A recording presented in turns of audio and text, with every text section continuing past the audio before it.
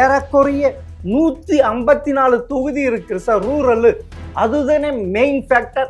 அதிமுகவுக்கும் திமுகவுக்கும் main factor. திமுக காரனை கேட்டா அதிமுகனும், அதிமுக காரனை திமுகனும், என்ன கேட்டா நாம் தமிழர் உட்பட எல்லாரையும் ஸ்பாயில் பண்றாரு.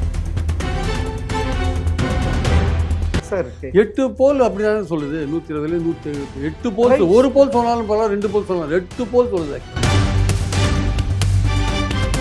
விஜயகாந்த் அவ்வளவு தாக்கிட்டு போய் ஓடி போய் மஞ்சா துண்டு அப்பயே சொன்னேன்ப்பா, இவ்வளவு கூட்டம் வந்து நான் கணித்தது கரெக்ட் தானே. திமுக தான் கடைசியில எதிர்கட்சி கூட வர முடியல சார். சோசியல் மீடியால பலமா இவங்க இருக்காங்க சார். அதனால வந்து எல்லாருமே கருத்து கணிப்பு நிறுவனங்கள் கூட இன்ஃப்ளூயன்ஸ் ஆயிருக்காங்க போல் இருக்கு.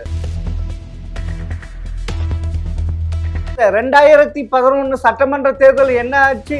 அதிமுக ஜெயிக்க போகுதுன்னு சொன்னாலும் ஆனா யாருமே ஏத்துக்கல. அழித்து விட்டு எல்லாரும் பெரிய லெவல் எல்லாரும் யாரும் சொல்ல சார். சோசியல் மீடியா சோசியல் மீடியால போல் பலிச்சும் இருக்கு, பலிக்காமையும் இருக்கு. இந்த வாட்டி 6-7 எக்ஸிட் போல் திமுக வரும்னு சொல்றாங்க சார். ஒரு எக்ஸிட் போல் 6-7 போல் சொல்றாங்க.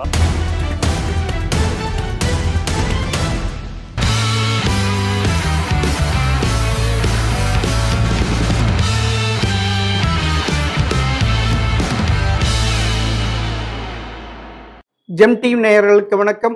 மூத்த பத்திரிகையாளர் பிரியன் அவர்கள் சந்திப்ப வாருங்க சார். வணக்கம் சார். என்ன சார், அறிவாலயம் ரொம்ப சந்தோஷமா இல்லை? எக்ஸிட் போலால மௌனமாவே இருக்கிறாங்க. மௌனமா இருக்காங்கன்னா இப்போ வந்திருக்கிற ஃபிகர்ஸ் எல்லாம் அவங்க ஏற்றுக்கக்கூடிய லெவலில் இல்லை. அவங்க சொல்றது 200 தாண்டுவோம்னு சொல்றாங்க. வந்திருக்கிற ஃபிகர்ஸ் அதிகபட்சமாக 170 தான் கொடுத்துருக்காங்க. இந்த கருத்து கணிப்பை ஒத்துண்டு ஆகா போகணுன்னாங்கன்னா அப்போ உங்களுக்கே 200 நம்பிக்கை இல்லையான்னு கேட்பாங்கல்ல. அதனால பேசாமல் இருக்காங்க. அப்படிங்களா சார்? உண்மையில் இந்த எக்ஸிட் போல் ஒரு வித்தியாசமாக வந்திருக்குல்ல சார். இது வரைக்கும் தமிழகம் காணாத ஒரு இது. பட் எனக்கு தெரிஞ்சு 13 எக்ஸிட் போல் நான் பார்த்தேன்.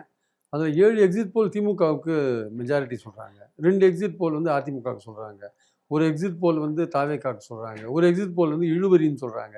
ஸோ மெஜாரிட்டி அது எக்ஸிட் போல் வந்து திமுக 120 170 இடம் வரை வரும் போட்டுருக்காங்க. அப்போனா 120ன்னு சொன்னாவே திமுக 2021 136 இடங்கள் வெற்றி பெற்றது.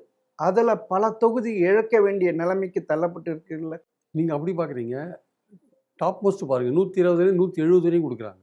ஆமாம், அதில் மிடில் நீங்கள் ஸ்ட்ரைக் பண்ணீங்க 145 வரும். ஆமாம், நீங்கள் குறைஞ்சபட்சம் எடுக்கிறீங்கன்னா அதிகபட்சம் திமுக காரனை கேட்டால் அதிகபட்சம் எடுப்பான். நீங்கள் நடுநிலையாக எடுங்க. 120க்கு 170க்கு நடுவில் 145 போகலாம்ல. 145 எடுத்தால் ஓகே தானே. அப்படி ஒரு கூட்டணி ஆட்சி வந்தா உண்மையில் திமுக அதை ஏற்றுக்குமா? எனக்கு தெரிஞ்சு கூட்டணி ஆட்சி வரதுக்கான வாய்ப்பு இல்லை சார். திமுக வந்து 125 இடங்கள் மேஜிக் மார்க்கை கிராஸ் பண்ணிடுவாங்க. 120 125 130 வரையும் போவாங்க. கூட்டணியோட 150 இடங்கள் வருவதற்கான வாய்ப்பு இருக்கிறது என்னுடைய கருத்து. அதை நிறைய பேர் டிஸ்பியூட் பண்ணலாம். பட் நான் கணக்கு போட்டதெல்லாம் என்னோட கணக்கில் அப்படி சொல்கிறேன்.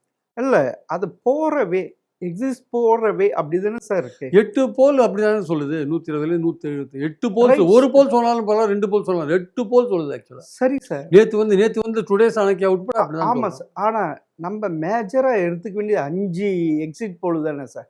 மேஜரா நீங்க எதை வேணா எடுத்துக்கலாம் உங்க சௌரியத்துக்கு. முக்கியமான போல் மேஜர் சேனல் நேஷனல் சேனல் எது சார்? சார் அதுதானே சார். அப்பனா அந்த சேனல்லயே 2 வந்து ஏடிஎம்கே சொல்லுது, 3 வந்து டிஎம்கே சொல்லுது. இல்ல, 2 ADMK 2 DMK 3 DMK 1 Vijay sir. Republic DMK தான் சொல்றான். அது சொல்லி இருக்கு. பீப்பிள் பல்ஸ் டிவி டிஎம்கே இல்ல என்டிடிவி அது இது சொல்லி இருக்கு. அதுவும் டிஎம்கே தான் சொல்றான். அப்புறமா நியூஸ் 18 அதுவும் சொல்லி இருக்கு. இல்ல அது அதிமுக. நீங்க மேட்ரிக்ஸ் டைம்ல விட்டுட்டீங்க, பி மார்க் விட்டீங்க, பீப்பிள் இன்சைட் விட்டீங்க, சட்ட பஜார் விட்டீங்க. நீங்க தமிழ்நாடு சேனல்ல கூட விட்டுருங்க. இதெல்லாம் வந்து உங்களுக்கு சொல்லியிருக்காங்க. ரிபப்ளிக் சொல்லியிருக்கான், டுடே சாணக்கியா சொல்லியிருக்கான், 136 வரையும். பெருசா மக்கள் அறிஞ்சது பாத்தீங்கன்னா பீப்புள் பல்ஸ் என்டிடிவி 125 145 சொல்றானே. வேற மேட்ரிக்ஸ் டைம்ஸ்ல 122 132 சொல்றான். பி மார்க் 125 145 சொல்றான். People inside 122 140. சட்ட பஞ்சாயத்து 145 155 அது யாரு லோக்கல் அக்னி விட்டுருங்க, மின்னம்பலம் கூட விட்டுருங்க. ஜேவிசி வந்து தான் கிளியரா ஏடிஎம்கே சொல்லியிருக்கான். ஆக்சிஸ் மை இந்தியா நேர தாவேக்கா 120 வரையும் வரும்னு சொல்லியிருக்கான். அதிமுகவுக்கு 22 32 கொடுத்துருக்கான். அதான் ஆச்சரியமா இருக்கு. அதுதான் சார். இப்போ டுடே சாணக்கியாவும் 136 வரையும் போறான். ஆனா நம்மளுக்கு மேஜரா 5 தான். இல்ல மேஜர் மக்களுக்கு தெரிஞ்ச சேனல் நேஷனல் சேனல்லாம் இதுதான். அதுல வந்து மெஜாரிட்டி டிஎம்கே தான் சொல்லியிருக்கான். ஏடிஎம்கே சொல்லியிருக்கான். அதுல 2 நீங்க இந்த CNN நியூஸ் 18 ஓட்டர் போட் பை நியூஸ் ஒரே ஆர்கனைசேஷன் தான். ஃபிகர்ஸை பார்த்தா ஒன்னா தான் இருக்கும். நீங்க பாத்தீங்கன்னா அதுலயும் 103 113 114 124 தான். நீங்க அந்த CNN நியூஸ் 18 வரும், ஓட் வைப் நியூஸ் 18 ஒன்று தான். ரெண்டுமே ஒரே மாதிரி கருத்து கணிப்பு தான். அப்போ அது ஒன்றா தான் நீங்கள் எடுத்துக்கணும். அதுவும் ஜேவிசின்னு தான் ஏடிஎம்கே சொல்லியிருக்கானுங்க. அது கூட போட் வைப்பு அந்த நியூஸ் 18 கூட ரொம்ப க்ளோஸ் நெக்காக தான் சொல்கிறான். 103 113 114 124 சொல்கிறான். அது எப்படி வேணால் போகலாம். இதில் முக்கியமானது கவனிக்கணும்னா பீப்புள் பல்ஸ் வந்து 38% கொடுத்துருக்கான். ஆனால் வந்து ஏடிஎம்கேக்கு 31% தான் கொடுத்துருக்கான். 7% பெரிய விஷயம். 23% தான் தாவேக்கா கொடுத்துருக்கான். ஸோ இதெல்லாம் பார்க்கும்பொழுது அதே மாதிரி பார்த்தீங்கன்னா டுடே சாணக்கியா வந்து 42% வரையும் போகன்றான் திமுக. சார் அதெல்லாம் டுடே சாணக்கியா அதெல்லாம் சரி சார். நம்ம இந்த இது சார் இப்போ பார்த்தீங்கன்னா இல்லை எதுக்கு சொல்ல வரேன்னா ஒரு கருத்து கணிப்பு மாதிரியே இன்னும் 2-3 கருத்து கணிப்பு இருந்ததுன்னா நம்ம அதுக்கு ஒரு கிரெடிட் கொடுக்கலாம். இப்போ திமுகவுக்கு ஒரு கருத்து கணிப்பு மாதிரியே 3-4 கருத்து கணிப்பு இருக்கு. அதனால 2016 வந்த கருத்து கணிப்பு நம்ம எப்படி சார் எடுத்து 2021 வெற்றி பெற்றது இல்லை. 2016 சார் 16 வெற்றி பெறல, 21 வெற்றி பெற்றதா இல்லையா? 21 வெற்றி பெற. அதாவது நம்மளுக்கு சாதகமா பேசினா சாதகமா எடுத்துக்கலாம், இப்படி பேசினா இப்படியும் எடுத்துக்கலாம். திமுக காரங்க எதுக்கு எடப்பாடி வந்து கலங்காதீர்கள் ஏன் பேச அறிக்கை விடுறாரு? பயந்துட்டார் போட்டு. கலங்காதீர்கள் ஏன் அறிக்கை விடுறாரு? கலக்கமுடைய வேண்டாம் அறிக்கை விடுறாரு. என்ன பயம் இருக்கு? எதுக்காக பயம்? கலக்கமுடைய வேண்டாம். திமுக அது மாதிரி ஏதாவது அறிக்கை விட்டாங்களா கலக்கமுடைய வேண்டாம் சார்? அதாவது ஏன் வந்து பனையூருக்கு வாங்க வெற்றி பெற்ற உடனே எல்லாம் பயம் எல்லாம் பிடிச்சின்னு போயிடுவான். அப்போ பூதை வந்து பிடிச்சின்னு போயிடுவான் வேட்பாளர்களை. ஏன்னா திமுக அவ்வளவு இறைச்சிருக்கு இல்லை சார்? இறக்கலாம் சார். வெற்றி பெற்ற உடனே ஆளுங்களை பிடிச்சிட்டு போயிடுவாங்களா? அவ்வளோ ரொம்ப லகுவா பிடிச்சிட்டு போற அளவுக்கு அங்க கேண்டிடேட்ல இருக்காங்க. வந்திருந்த கருத்து கணிப்பு எல்லாமே தொங்கும். கருத்து கணிப்பு எல்லாம் டிஎம்கே வருதுன்னு தானே போட்டிருக்கான். 6 கருத்து கணிப்பு திமுக வருதுன்னு தான் போட்டிருக்கான். ஆமா சார். அதுதான். அது கூட சிங்கிள் பார்ட்டி மெஜாரிட்டி கிடையாதுன்ட்டு தானே சார் அது நீங்க சொல்றீங்க சார். அது நீங்க சொல்றீங்க சார். நான் சொல்றேன் 145 வரையும் வந்துருச்சு. திமுக 120 போயிடுச்சுன்னா சிங்கிள் பார்ட்டி மெஜாரிட்டி தானே சார்? 120 வந்துருச்சா சிங்கிள் பார்ட்டி மெஜாரிட்டி தானே? அதுல கூட்டணி பிளஸ் தான், திமுக பிளஸ் தான். 120ல 170 வரையும் இருக்கு சார். நீங்க 120 சொல்லிருக்கீங்க. நான் சொல்றேன் 145 சொல்றேன். திமுக பிளஸ் தான் சொல்றேன். நான் நீங்க 120 சொல்றீங்க, நான் 145 சொல்றேன். 170 வரையும் கொடுத்துருக்காங்கல்ல. ஆனா இப்ப விஜய் என்ற ஃபேக்டர், அந்த விசில் என்ற அலை உருவாகி இருக்குது. ஒரு அலையும் உருவால. பிரதீப் குப்தா இன்னொரு தடவை அழப்புறாரு லைவ் டிவில. 2வது தடவை பிரதீப் குப்தா அழப்புறாரு. 2024 மறுபடியும் அழப்புறாரு. ஏன்டா இதை சொன்னோன்ட்டு அழப்புறாரு இவரு. நீங்க வேணா பாருங்க. நான் அதுக்குன்னு விஜய் மட்டன் தட்டுல ரொம்ப மோசமா போவாருன்னு சொல்ல. அவர் கணிசமான ஓட் பர்சன்டேஜ் எடுப்பாரு. அந்த சீட்ஸ் எடுக்கிறது கஷ்டம். அதிகபட்சமா 30 எடுத்தாருன்னா பெரிய விஷயம். ஆமா, அவரை பார்த்து தானே சார் திமுக பயந்து இவ்வளவு கூட்டணி. அவரை பார்த்து பயப்படுறது சார். இல்ல ஒரு மைக்ரோ லெவல்ல ஒர்க் பண்ணியிருக்காங்கல்ல சார். அது எடப்பாடி கோட்டை விட்டாரு. இல்லாட்டி 22 32 கொடுப்பாரா பிரதீப் குப்தா? எடப்பாடி கோட்டை விட்டாரு. தன்னுடைய அணியும் பலப்படுத்தல, கூட்டணியும் பலப்படுத்தல. விஜய் வந்து அரவணைச்சுக்கணும்னு போனாரு. அங்க ஆப்பு வச்சுட்டார் விஜய் அவருக்கு. அவ்வளவுதான். சப்போஸ் தொங்கும் சட்டமன்றம் வர்றப்ப ஒரு பேச்சுக்கு வச்சுக்கோங்க. அப்பன்னா அதிமுக தானே அதிக வாய்ப்பு இருக்கு ஆட்சி அமைக்கிறதுக்கு. அதிமுக கூட்டணியில் இருக்கிற கட்சிகள் அதிக இடங்கள் பெறணுமே. அந்த கூட்டணி கட்சிகள் அதிக இடங்கள் பெறணுமே. ஒரு வேளை பாஜக பெறணும், தினகரன் பெறணும், வாசன் வின் பண்ணணும். அப்பதானே சரி. அப்படி அதே சொல்ற கேட்டுக்கோங்க. இந்த வாட்டி திமுக கூட்டணி கட்சிகளும் சரி, அதிமுக கூட்டணி கட்சிகளும் சரி, அவங்களுக்கு நிறைய பேருக்கு இழப்புகள் ஜாஸ்தியா இருக்கும். அது அந்த இடங்கள்லாம் விஜய் எடுக்கிறதுக்கான வாய்ப்பு. அப்படி ஒரு அதிமுக ஒரு இது இருந்தா விஜய் கூட கூட்டணி வைக்கிறதுக்கு வாய்ப்பு இருக்கு. கூட்டணி ஆட்சியில் பங்கு. ஆமா, ஆட்சியில் பங்கு. அது அவர் ஏதோ ஒரு சீஃப் மினிஸ்டர் ஏதோ நீங்க கொடுத்தாலே தவிர வரமாட்டார். ஆனா அது மாதிரிலாம் அமையாதுன்னு நான் சொல்ல மாட்டேன். ஆனா எனக்கு தெரிஞ்ச வரையும் திமுக ஆட்சி அமைக்கிறதுக்கான வாய்ப்புகள் அதிகமா இருக்கு. இல்ல உங்கள் பிரகாரம் என்னுடைய கணக்கு மெஜாரிட்டியோடு வரும்னு சொல்றீங்க. நான் கள நிறுவத்தை வச்சு நான் கேட்கிறேன். நீ உங்க கலவரம் உங்க பார்வையில இருந்து இப்படி இருக்கு, என் பார்வையில இருந்து வேற மாதிரி இருக்கு. என் பார்வையில இருந்து நான் தொகுதி பை தொகுதி நான் கான்சென்ட்ரேட் பண்ணி பார்த்ததுல ஒரு 125 இடங்கள் திமுக தனியாவே வரும்னு எனக்கு தோணுது. 25 இடங்கள் கூட்டணி வரும்னு தோணுது. 150 இடங்கள் திமுக கூட்டணி வரும்னு நினைக்கிறேன். இது வராதையும் போகலாம், என்னுடைய கணக்குல சொல்றேன், நீங்க ஒத்துக்காதையும் போகலாம். அதிமுக வந்து தனித்தே மெஜாரிட்டி வருமானா எனக்கு அதுக்கான சான்ஸ் தெரியல. ஒரு 80 இடங்கள் வரையும் அதிகமா பெறுவாங்கன்னு தான் என்னுடைய கணக்கு. ஆக்சுவலா அப்போனா தாவேக்கா ஒரு 40 இடங்கள் வரையும் 30 இடங்கள் பெறதுக்கான வாய்ப்பு இருக்கு. அது வாய்ப்பு இருக்கு. அதனால தான் கேட்கிறேன். தாவேக்கா எவ்வளவு வின் பண்ண போகுது அதை வச்சுதான் தொங்கு சட்டமன்றமா இல்ல யார் லீடிங் எடுக்கிறாங்களா, சிங்கிள் பார்ட்டி மெஜாரிட்டி எல்லாமே அவர் ஒரு ஃபேக்டரா இருக்கிறார், ஒரு கிங் மேக்கரா இருக்கிறாருல்ல. அவர் வந்து புதுசா வந்திருக்காரு, ஒரு செல்வாக்கு நடிகரா இருக்காரு. திமுக அதிமுக பிடிக்காதவங்க ஒரு ஓட்டு போடுவாங்க. திமுகவுக்கு மாற்று அதிமுக அப்படின்னு இதுவரை இருந்த சுச்சுவேஷன் மாறி இருக்கு. அதிமுக ஓட்டு போடுறோம்னு அவருக்கு போட்டிருக்கலாம், பல பேர் போட்டிருக்கலாம். அதனால வந்து அவர் என்ன மாதிரி ஓட்டு எடுப்பாரு தெரியாது. எல்லாமே அதிகபட்சமான கணிப்புல போறாங்க. அது நாளைக்கு 10% கூட இருக்கலாம், 5% கூட போகலாம், சொல்ல முடியாது. சும்மா எல்லாரும் பார்த்தவெல்லாம் விஜய்க்கு ஓட்டு போட்டேன் விஜய்க்கு ஓட்டு போட்டேன்னு சொல்றதை வச்சு நம்ம பேச முடியாது. அது சொல்லாத கும்பல் ஒண்ணு பெருசா வெளியில இருக்கு. அது யாருக்கு ஓட்டு போட்டு. ஆனா இதுல 2 திராவிட கட்சிகள் மிகப்பெரிய தவறு செஞ்சிருக்குது. சோசியல் மீடியால பலமா இவங்க இருக்காங்க சார். அதனால வந்து எல்லாருமே கருத்து கணிப்பு நிறுவனங்கள் கூட இன்ஃபுளுன்ஸ் ஆயிருக்காங்க போல் இருக்கு. அதை வச்சுட்டு எல்லாரும் பேசிட்டு இருக்காங்க. உண்மை அது கிடையாது. சார் 5,73,00,000 வாக்காளர்கள் 4,87,00,000 பேர் ஓட்டு போட்டிருக்கான் சார். அதிகபட்சமா எத்தனை பேர் சார் சோசியல் மீடியால பார்க்கான், எத்தனை பேர் சார் சோசியல் மீடியால இருப்பான்? அவன் மட்டும் பேசினா போருமா? அதுக்கு நான் சொல்லுவேன் சார், பிரச்சாரத்துல விஜய் டைரக்டா அட்டாக் பண்ணியிருந்தா இந்த நிலைமைக்கு வந்து அதிமுக தான் பண்ணிருக்கணும். இல்ல திமுகவும் பெரிய லெவல்ல எதுவுமே. திமுக ஏன் சார் பண்ணணும்? அவங்க தங்கள் அணியை கட்டமைக்கிறதுல அவங்களுக்கு தெரியும் விஜயால ஆபத்து வரும்ட்டு. அதனாலதான் காங்கிரஸை விடாம காப்பாத்திட்டாங்க, தேமுதிக உள்ள சேர்த்தாங்க, அவங்க தங்களுடைய அணியை பலப்படுத்தினாங்க. அது எடப்பாடி என்ன பண்ணாரு? கொடியை பார்த்துட்டு ஆஹா பிள்ளையார் சொல்லி போட்டாச்சுன்னாரு. ஏன் சொன்னாரு? இப்ப அவருக்குன்னு அடி வாங்குது. அப்பனா விஜய் வந்து மொத்த பேருமே ஸ்பாயில் பண்றாருல்ல, எல்லாரையும் எந்த அளவுல ஸ்பாயில் பண்றாருன்னா நமக்கு புரிஞ்சு யாருமே கணிக்க முடியாது, கணிக்கவே முடியாது.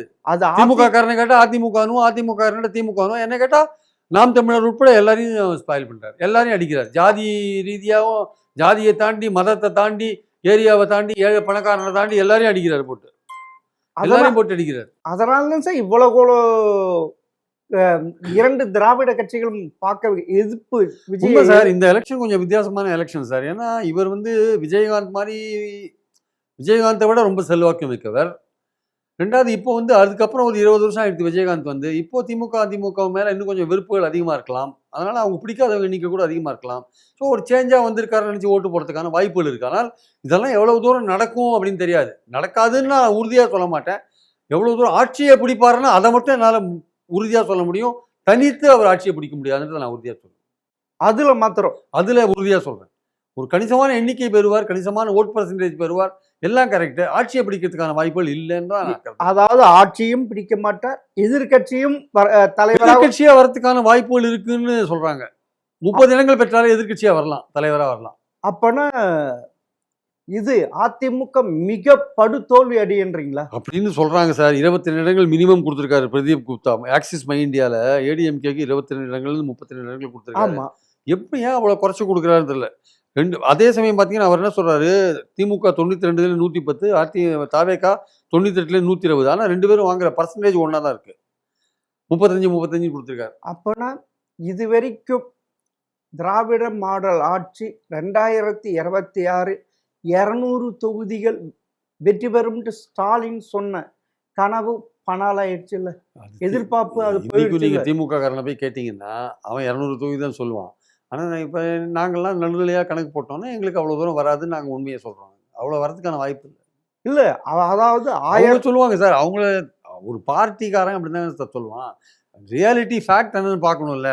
நீங்கள் ஆட்சிக்கு வருவீங்க, அதிகபட்சமாக 150 இடங்கள் பெறுவீங்கன்னு அந்த அளவுக்கு சொல்ல முடியுமே தவிர 200 இடங்கள்லாம் பெறது திமுக அதுக்கான வாய்ப்புகள் இல்லைன்னு தான் என்னுடைய கருத்து. ஆனால் இன்றைக்கும் பல நடுநிலையான கருத்தாளர்கள், கருத்து கணிப்பாளர்கள், இன்றைக்கும் எனக்கு தெரிஞ்ச ஒரு 3-4 பேர் எந்த கட்சியும் சாராதவங்க, திமுக மினிமம் 170 இடம் வரும் சார், 150 இடம் வரும்னு தொடர்ந்து விடாம சொல்லிட்டு இருக்காங்க. அது எப்படி சொல்றாங்கன்னு எனக்கு தெரியல. அதாவது நீங்க சொல்றீங்க திமுக 170 180 வரும் கருத்து கணிப்பாளர் எனக்கு தெரிஞ்ச நடுநிலையானவங்கலாம் அவங்க எந்த கட்சியுமே கிடையாது, ஆனால் சொல்றாங்க. அப்பனா நீங்க சொல்றேன்னா விஜய் ஃபேக்டர் பெருசா எடுபடலான்னு எடுத்துக்கலாமா, இல்ல அதிமுக பெரிய லெவல் விஜயால் பாதிக்கப்படுகிற அப்படின்னு எடுத்துக்கலாமா? அதிமுக விஜயால் பாதிக்கப்படுகிறது, திமுக பாதிக்கப்படாம தப்பிடுச்சு அப்படின்னு அந்த அந்த கருத்து கணிப்பாளர்கள் எனக்கு தெரிஞ்சவங்க 3-4 பேர் சொல்றாங்க. திமுக வந்து 180 இடங்கள் கண்டிப்பா எடுக்கும் சார். அதிமுக தான் சார் பேட்லி அஃபெக்ட் ஆகும். தாவேகா எதிர்க்கட்சியா வரும் சார். 30-35 இடங்கள் வாங்கி எதிர்க்கட்சியா வரும்ன்றதுதான் பொதுவான கணிப்பா இருக்கு. பொதுவான அப்படின்னு தான் சொல்றாங்க. அந்த நடுநிலையாளர்கள் சொல்றாங்க. அவங்க வந்து எந்த கட்சியுமே கிடையாது. கடந்த 3 தேர்தல்களாக சரியாவே கணித்து கொண்டு வந்திருக்கிறார்கள். அவர்கள் சொல்றது அப்படி இருக்கு. ஆனா எனக்கு நான் தனிப்பட்ட முறையில் நான் நினைக்கிறேன்னா திமுக 130 இடங்களும் கூட்டணியோடு சேர்ந்து ஒரு 150 இடங்களும் வரத்துக்கான வாய்ப்புகள் இருக்குன்னு என்னுடைய கணிப்பு ஆக்சுவலா.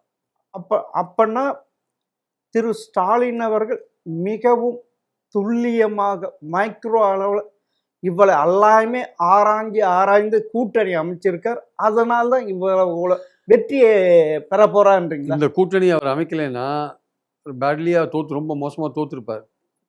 இந்த அமைச்சதுனாலதான் தப்பிக்கிறார்.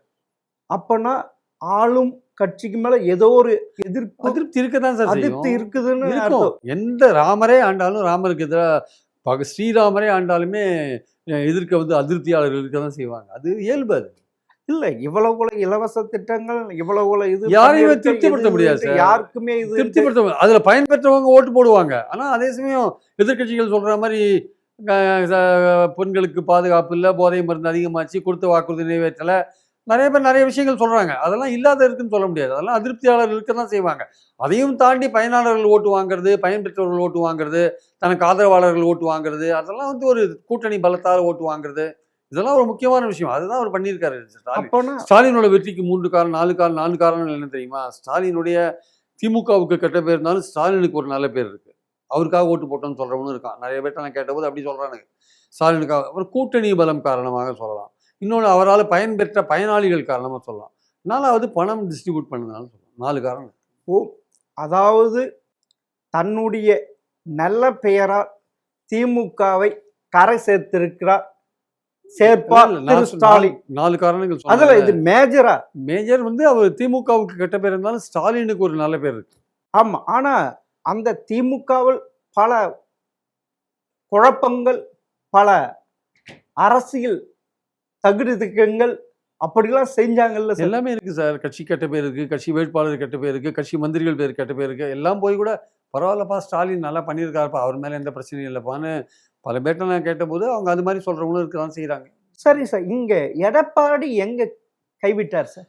எங்க கைவிட்டார்னா அவர் விஜயை வந்து கவுண்டர் பண்றதுல கைவிட்டார். விஜயோட வந்து விஜயை ஒன்று கடுமையாக எதிர்த்து இருக்கணும், இல்லை அவரை கூட்டணியில் சேர்த்து போட்டிருக்கணும். 2த்துலையும் அவர் தோத்துட்டார். அவரை மட்டும் வந்து கூட்டணியில் சேர்த்துருந்தாரு, பாஜகவை கைட்டி விட்டு விஜயோட கூட்டணி சேர்ந்துருந்தாருன்னா டப் கொடுத்துருப்பார். திமுகவுக்கு டப் கொடுத்து ஆளுங்கட்சியோட வந்திருப்பார்.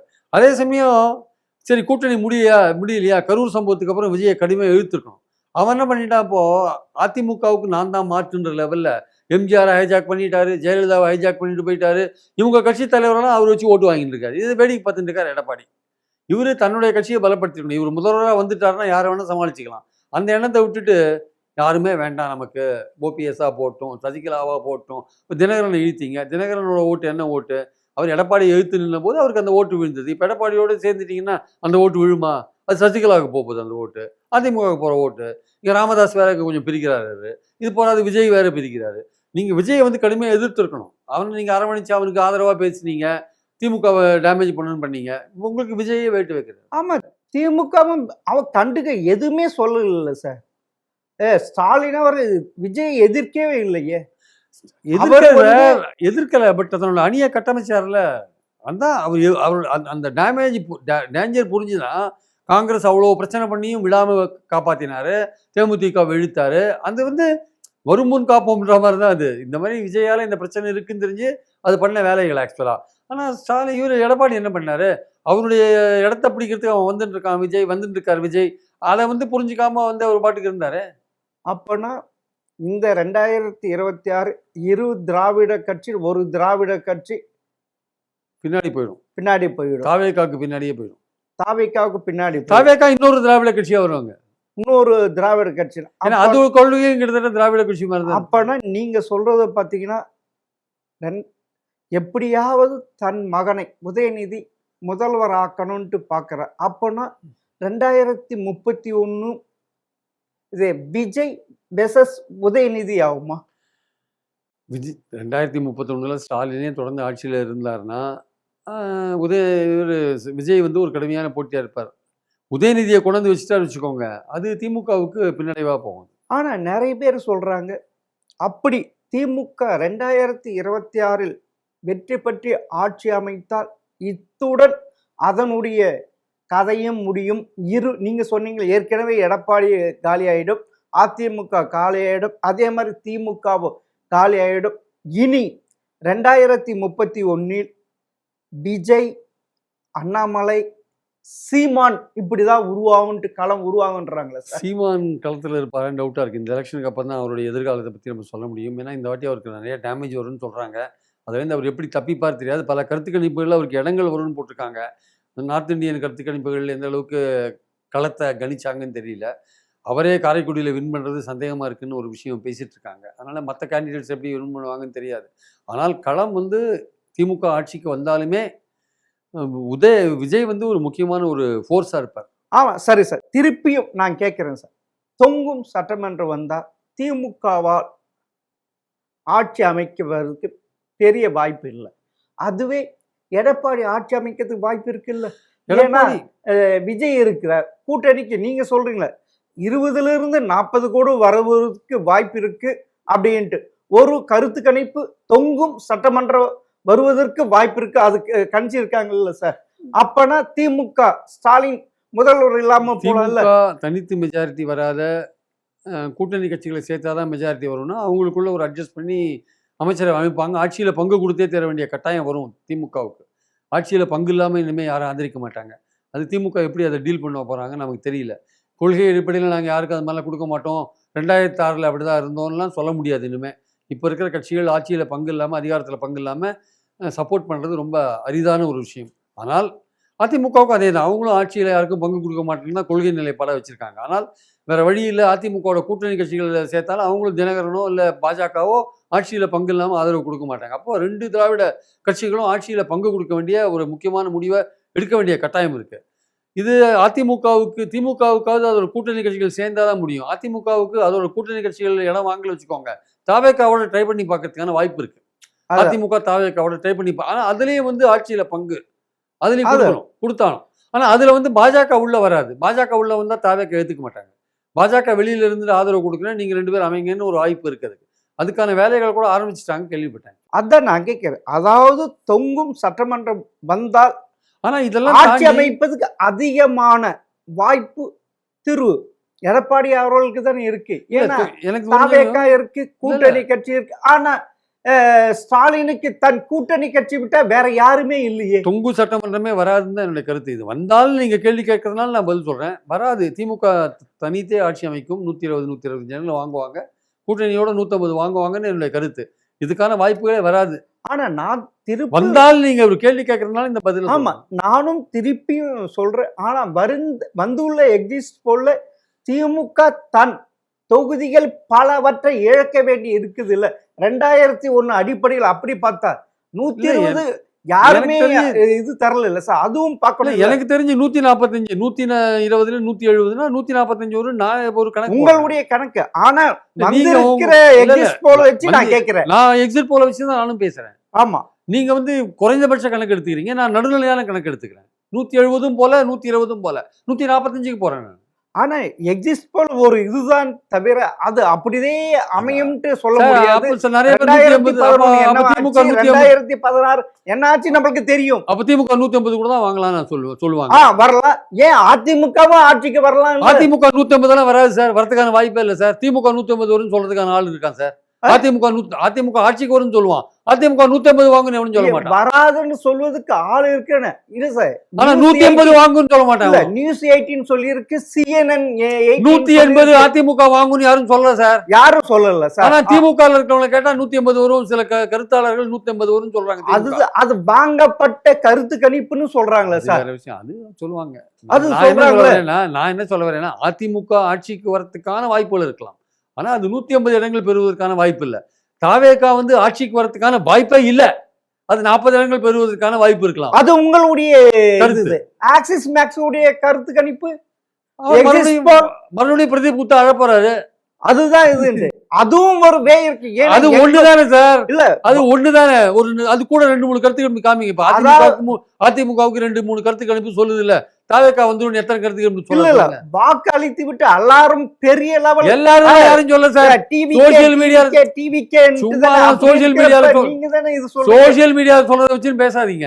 2011 சட்டமன்ற தேர்தல் என்ன ஆச்சு? அதிமுக ஜெயிக்க போகுதுன்னு சொன்னாலும் ஆனா யாருமே ஏத்துக்கல. அப்பொழுது உள்ளடி வேலை செய்தார் திரு கருணாநிதி அவர்கள். இதுவே India today India today exist போல விட்டு திரும்பவும் திமுக தான் ஆட்சிக்கு வரும் சொல்ல வச்சாருல்ல. சொல்ல வச்சாருன்னு நீங்க சொல்றீங்க, எனக்கு தெரியாது. இல்ல சார், தேர்தல் விதியும் மீறி கருத்துக்கள் எக்ஸிஸ்ட் போல் போட்டாங்க. நீங்க அதுக்கு நீங்க கருணாநிதியை குற்றம் சொன்னா அதுக்கு நீங்க தான் ஆதாரம் வச்சுக்கணும். இல்ல அப்படி எனக்கு தெரியாது. இல்ல விஜயகாந்த் உண்மை இல்ல.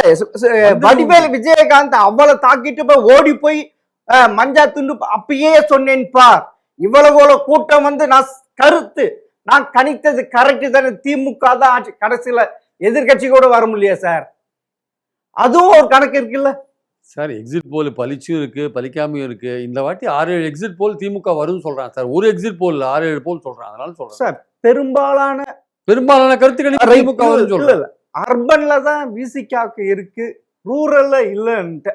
அப்பனா ஏறக்குறைய 154 தொகுதி இருக்கு சார் ரூரல். அதுதானே மெயின் ஃபேக்டர்.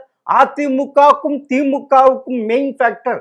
அதுல பெருமளவு அதிமுக தான் ஜெயிப்பதற்கு வாய்ப்பு இருக்கு. அது நீங்க சொல்றீங்க, உங்க கருத்து அது. அங்கேயே இல்ல, என் கருத்து இல்ல சார். ஜாதி ரீதியாவும் மத ரீதியா ஏரியா ரீதியா எல்லாமே தாண்டி எல்லா இடத்துலயும் ஓட்டு வாங்கியிருக்கான் விஜய். ஆமா, அதுவும் குறிப்பாக அதிமுக ஓட்டு தான் வாங்கியிருக்காங்க நிறைய. இல்ல, குறிப்பாக திமுக வர வேண்டிய அந்த சிறுபான்மை ஓட்டு, அதுவும் அவர் சார்ந்த சிறுபான்மை ஓட்டு ஏறக்குறைய 70% வந்திருக்கான்னு இருக்காங்க சார். அதுவே இன்னொரு சிறுபான்மை ஓட்டு பெண்கள் அதிகமா போட்டிருக்காங்க. ஏற்கனவே பெண்கள் போட்டிருக்காங்க. அப்படிலாம் வந்திருந்தா இந்த 7 கருத்து கணிப்பு இப்படி வந்திருக்காது. நீங்க சொல்ற மாதிரி வந்து 7 கருத்து கணிப்பு இப்படி வந்திருக்காது. அப்பனா நீங்க சொல்ற மாதிரி இருந்தா 7 கருத்து கணிப்பு இப்படி கொடுத்துருக்க மாட்டான். திமுக ஆட்சிக்கா வராதுன்னு கொடுத்துருவான். அப்பனா நீங்க சொல்றீங்க, நான் சொல்லல. 7 கருத்து கணிப்பு சொல்றேன். உங்களுடைய ரிபப்ளிக் வந்து பாஜக ஆதரவு. அவனே சொல்றான் 125 145 சொல்றான். ரிபப்ளிக் பாஜக டிவி, NDTV பாஜக டிவி, அவனே 125 145 சொல்றான். பாஜகவோட டிவி ஏன் சொல்றான்? அந்த மாதிரி உங்களுடைய என்னோட இதுல இங்க என்னுடைய இல்ல, நான் என்னுடைய கருத்து கணிப்பு என்ன, என்னுடைய கணிப்பு திமுக 130 வரும், கூட்டணியோட 150 வரும். என்னுடைய நான் ஒரு அசஸ்மெண்ட் வச்சிருக்கேன். ஆனா மற்ற கருத்து கணிப்புகள்லாம் ஏன் அப்படி சொல்லணும்? பாஜக ஆதரவு சேனல் அப்படிதான் சொல்றான், ஆதரவு இல்லாத சேனல் அப்படிதான் சொல்றான், திமுக வரும் சொல்லலாம் ஏன் சொல்றான்? நீங்க சொல்ற மாதிரி இவ்வளவு ஓட்டு திமுக இருந்து போச்சுன்னா ஏன் சொல்றான் அதெல்லாம்? ஓ சரி சார், நீங்க சொல்றது நான் என்னுடைய கருத்துக்கு நான் பொறுப்பெடுத்துவேன். பொறுப்பு. நான் 130 150 நான் வந்து சொன்னா தப்பா போச்சுன்னா சரி, நம்ம கணக்கு தப்பு அப்படின்னு வச்சுவேன். ஆனா வந்து பிரதீப் குப்தா மாதிரி இன்னொரு தடவை வர வேண்டிய வாய்ப்பு அவருக்கு வருதுன்னு நினைக்கிறேன். சார், நீங்க சொல்றீங்க மே 4ஆம் தேதி EVM பாக்ஸை திறக்கும் போது எல்லாமே தெரியும், அழுத்தும் போது எல்லாம் தெரிஞ்சிடும். மிக்க நன்றி சார். தேங்க்யூ. அரசியல் ஆடுகளம் சிறிய இடைவேளைக்கு பிறகு தொடரும். அரசியல் ஆடுகளம் தொடர்கிறது.